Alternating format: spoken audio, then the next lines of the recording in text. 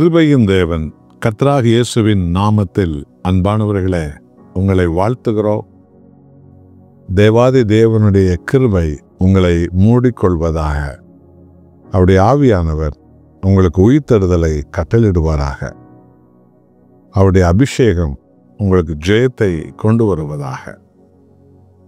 நீதிமொழியின் புஸ்தகம் 28ஆம் அதிகாரத்தில் 9வது வசனத்தை வாசித்து பாருங்கள். விசுவாசிகளுக்கு ஒரு எச்சரிக்கையின் சத்தத்தை ஆவியான தேவன் இந்த நாளிலே நமக்கு சொல்லுகிறார். வேதத்தை கேளாதபடி தன் செவியை விளக்கிறவனுடைய ஜெபமும் அருவருப்பானது. ஜெபிக்க வேண்டும், ஒவ்வொன்றுக்கும் ஜெபிக்க வேண்டும். நாம் ஜெபிக்கவே அழைக்கப்பட்டிருக்கிறோம். ஜெபத்தினால்தான் நாம் ஜெயம் பெறுகிறோம். ஆகவே காலை ஜெபம், மாலை ஜெபம், நடுஇரவு ஜெபம், வியாதி விடுதலை ஜெபம், தடைகள் நீங்க ஜெபம், பிசாசு எதிர்க்கிற ஜெபம், அபிஷேகம் பெறக்கூடிய ஜெபம், வெற்றி அடையக்கூடிய ஜெபம், வேதத்தின்படி வாழக்கூடிய ஜெபம் என்று சொல்லி பல ஜெபங்களை நாம் அறிந்திருக்கிறோம். ஆனால் வேதத்தை கேளாமல், வேத வசனப்படி நடவாமல், தாம் தோண்டித்தனமாய் சீரியலை பார்த்து, சினிமாவை பார்த்து, உலகத்தை பார்த்து, உலக மனிதர்களை பார்த்து வாழக்கூடிய மக்கள் வேத வசனத்தை கேளாதவர்களுடைய ஜெபம் எனக்கு அருவருப்பானது என்று தேவன் சொல்லுகிறார்.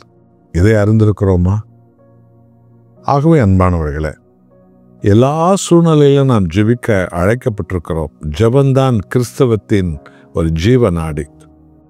தேவனோடு நம்மை உறவு கொள்ள வைப்பது ஜெபம்தான். ஆனால் அந்த ஜெபம் எப்படிப்பட்ட ஜெபத்தை கர்த்தர் கேட்கிறார், பதிலளிக்கிறார் என்றால், இவருடைய வேதத்தின்படி நடக்கிறவருடைய ஜெபத்தை.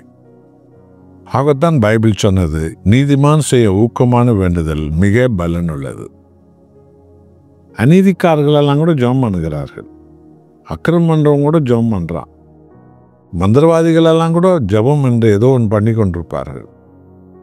துரோகிகளெல்லாம் பண்ணுவார்கள். சூனியம் வைக்கிறவங்க கூட என்னமோ கண்ணை மூடிக்கொண்டு என்னமோ முணங்கி கொண்டிருப்பான். கேட்டால் நான் ஜெபம் பண்ணுகிறேன் என்று தான் சொல்லுவான்.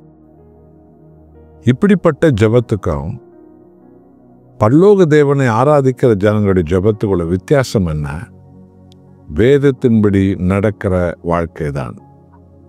ஆகவே அன்பானவர்களே, நீங்கள் ஆண்டவராக இயேசுவினுடைய போதனைகளை தள்ளிவிட்டு தேவனுடைய கட்டளைக்கு நாம் கீழ்ப்படியாமல், தேவனுடைய உபதேசத்துக்கு நாம் செவி கொடுக்காமல், தேவனுடைய வார்த்தையின்படி வாழ்வதற்கு நம்மை நாம் மனமாறி குணமாறி அர்ப்பணிக்காமல் என்னமாய் நாம் ஜெபித்து கொண்டிருந்தாலும் அந்த ஜெபங்கள் எல்லாம் தேவனுக்கு அருவருப்பா இருக்கிறதா.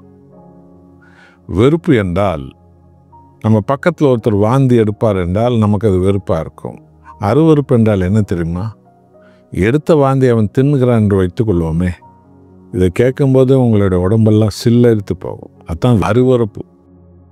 இப்படித்தான் தேவன் சொல்லுகிறார், என் வேதத்தை கேளாமல் நடக்கிறவருடைய ஜெபம் எனக்கு அருவருப்பாக இருக்கிறது.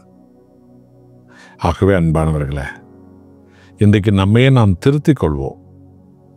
வேதத்தை கேளாமல் நம் இஷ்டம் போல நாம் விரும்பினதெல்லாம் செய்த காலங்கள் ஏராளம். அப்போதெல்லாம் நாம் செய்த ஜெபங்களெல்லாம் தேவனுக்கு அருவருப்பு. இன்றைக்கு மனம் திரும்பி வேத வசனத்தின்படி நாம் வாழ்ந்து கீழ்ப்படிந்து நாம் ஜெபிப்போம் என்றால் அந்த ஜெபம் மகிமையானவைகளை கொண்டு வரும். இந்த படிப்பினையின்படி நாம் நடப்போமா?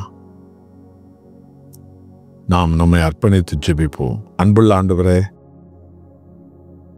என்னை நோக்கி கூப்பிடு, நான் உனக்கு பதில் தருவேன் என்று ஜெபத்துக்கு நீர் ஆண்டவரே எங்களை அழைக்கிறீர்.